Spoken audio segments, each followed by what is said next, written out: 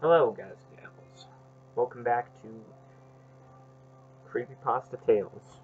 This is my second video on this. But aside from that, we're going to be reading a creepypasta called Mr. Mix. A famous one at that. And it's about a particular PC game causing untasteful behavior. So let's get into Mr. Mix. Does anyone remember an old PC game from the early 1990s called Mr. Mix? It's mainly a typing game, similar to Mario Teaches Typing, and where you have to type words in a box to make a chef.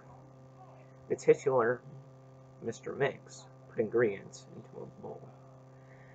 Unlike most typing games, however, this game is notorious for having an insane difficulty curve. The game has a words per minute requirement for each level, being as low as 10 on level 1 and as high as 85 on the third. By level 5, the requirement reaches over 500, effectively making it impossible to read any further. One of the main things that people noticed about this game immediately was the background music. The music on the first level was an unsettling pattern of growls that got progressively louder as the level went on, often causing damage to early computer speakers that were not designed to handle extremely high volumes of sound. The second level had no music at all, and the third had what sounded like an extremely low-quality recording of a hairdryer playing in the background. The remaining two levels had an extremely loud, high-pitched ringing throughout the level that caused severe eardrum damage to those who managed to get that far. Another rather disturbing aspect of the game was the design of Mr. Mix himself. He was a large, round-faced, overweight man with large beady eyes and red spots on his cheeks. Most children who played this game have reported vivid nightmares of Mr. Mix speaking to them in a quiet, raspy voice, threatening them to keep quiet about something. However, none of them could remember exactly what that was. One psychologist who saw many of these children reported being disturbed by the sheer amount of terror on the faces of the children as they recounted the details of the nightmare.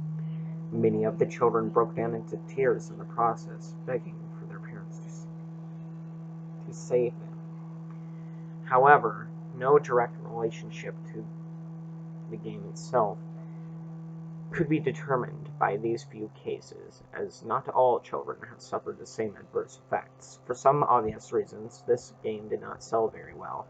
It remained in relative obscurity until a few years ago when PC hackers got a hold of a ROM of the game and started digging through it. Using memory hacking software, they managed to crack the game's code and bypass the impossible fifth level.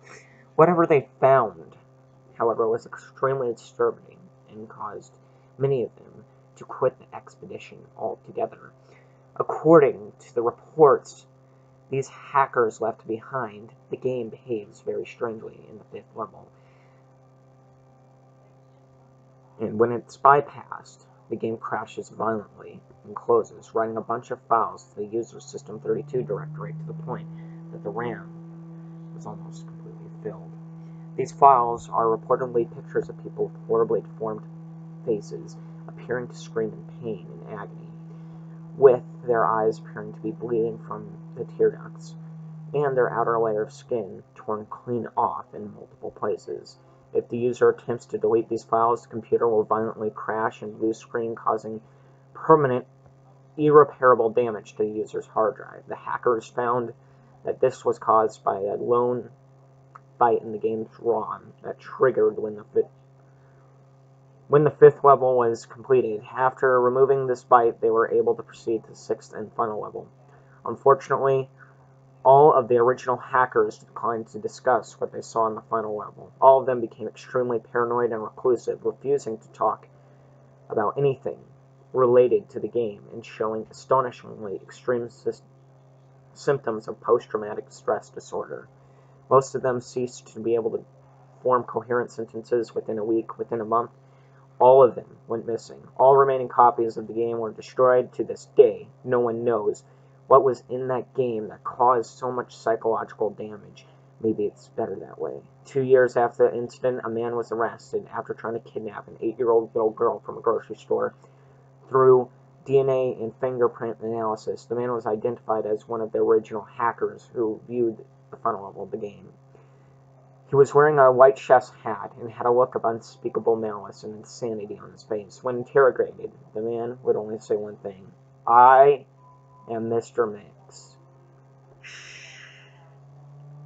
Now, that story was pretty good. Did notice a few cliches and excessive gore. I'm not saying remove gore, but like that, there's a point where it just seems forced. Other than that, it's a pretty good story. Nice short read. This has been Smiggles, and I am